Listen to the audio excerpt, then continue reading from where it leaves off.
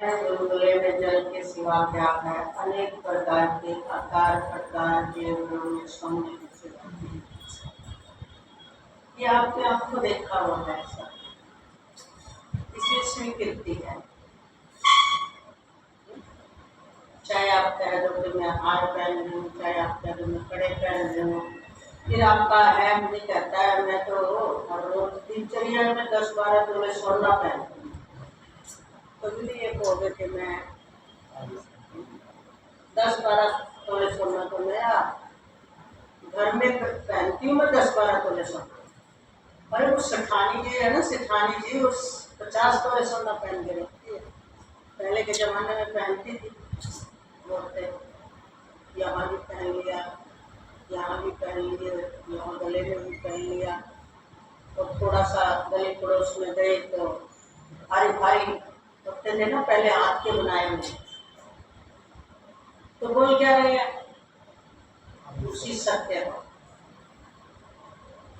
अब आश्चर्य ये है कि सत्य को वो तो आपका, क्योंकि वो पंचभूतों से ही बना हुआ है, तो ये आंखें आराम से देख सकती है, बुद्धि आराम से उसकी निश्चय कर सकती है, क्योंकि वो सीमित में सीमित है, उसका खेल सीमित तक है। लेकिन ये उदाहरण जब उस असीम तक दे, जिनको ये आंखें नहीं देख सकती, जिनको बुद्धि की जहां पहुंच नहीं है, जो बुद्धि को जानता है, जो इन आंखों में बैठकर देखता है, जो मन के संकल्प विकल्पों को जानता है,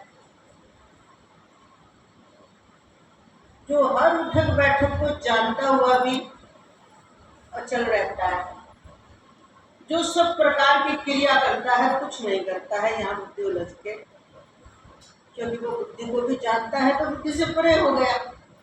अब बुद्धि से परे की किस चीज को जान सकते हो आप?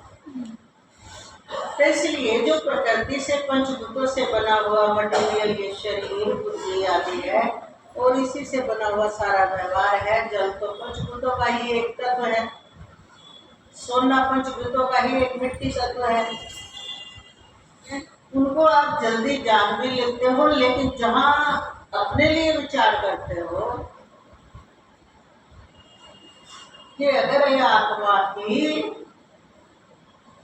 अगर उसको जोड़ के देखोगे, अगर जल ही बर्फ है तो बोले सच है, तो मैं देख रहा, ये सोना ही सारा जेवर का आकार धारण किया हुआ, ये भी मेरी आंख देख रही है बुद्धि, मैंने खुद प्रैक्टिकल करा है, बुद्धि से परे का ज्ञान नहीं है ये। पर ये सारे आकार प्रकार, गाय भैंस उल्लू तोता मेंढक मनुष्य सब ही ब्रह्म है, तो वो बात थोड़ी गले नहीं है। जब ब्रह्म है तो सांप से तो डर लगता है, जब ब्रह्म है तो रात को उल्लू दिख जाए तो अशुभ क्यों व्यापता है, आते हैं ना अनेक प्रकार। तो हम कैसे मान लें कि वो ब्रह्म ही है? ब्रह्म तो निर्लिप्ति होता है, ब्रह्म तो सुख रूप होता है, ब्रह्म के लिए तो सब चाहते हैं कि हमें ब्रह्म सुख की प्राप्ति हो जाए। जब वो सब रूपों में ब्रह्म ही है तो हम दुखी क्यों हैं? हमारे अंदर चाहत क्यों है? और अलग अलग आकार प्रकारों के रिजल्ट अलग अलग क्यों है? तो वहां बुद्धि क्या हो जाती है? उलझ जाती। फिर यकीन नहीं होता कि ब्रह्म ही नाना रूप में खेलता फिर रहा है। अब इस यकीन को धारण करने के लिए हमने पहले भी यहाँ पर एक बार बताया था कि मैथ होता है ना, मैथ, हर प्रश्नावली में एक मेथड दिया हुआ था, उसका सिद्धांत, और जिसको वो सिद्धांत समझ में आ गया वो निकाल लो, या मैथ की कुंजी भी लाते थे। मेथड का मतलब होता तरीका, सिद्धांत का भी मतलब यही होता, उसका नियम, तो वो दिया हुआ होता था। और जिसको ये उसका वो सिद्धांत समझ में आ गया, क्योंकि प्रश्नावली तो छोटे बच्चों के लिए कई सवाल तो बड़े मुश्किल मुश्किल दे देते थे। जैसे हम छोटे थे तो ऐसे ऐसे सवाल आते थे कि एक मकान को बनाने में